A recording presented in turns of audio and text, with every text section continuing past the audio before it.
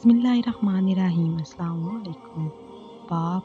باپ کا حکم مانو تاکہ خوشحال ہو سکو۔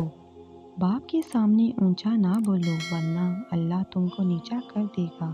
باپ اور استاد کی مار برداشت کرو تاکہ دنیا کی مار سے بچ سکو۔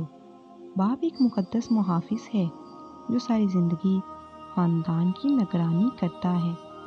باپ ایک ذمہ دار ڈرائیور ہے جو گھر کی گاڑی کو اپنے خون پسینے سے چلاتا ہے۔ ماں کی دعا کا شوق رکھ کر باپ کی بد دعا سے بھی ڈر ہے۔ اگر ماں جنت ہے تو باپ جنت کا مین دروازہ ہے۔ باپ سے بہتر کوئی غم خوار نہیں۔ باپ سے بہتر کوئی درد مند نہیں۔ باپ سے بہتر کوئی ہمدرد نہیں۔ باپ سے بہتر کوئی استاد نہیں۔ باپ ایک سورج کی مانند ہے، گرم ضرور ہوتا ہے، اگر نہ ہو تو اندھیرا ہوتا ہے۔ اللہ تعالیٰ سے دعا ہے کہ مجھے اور آپ کو باپ و استاد کا احترام بجا لانے کی توفیق عطا فرمائے۔ آمین ثم آمین۔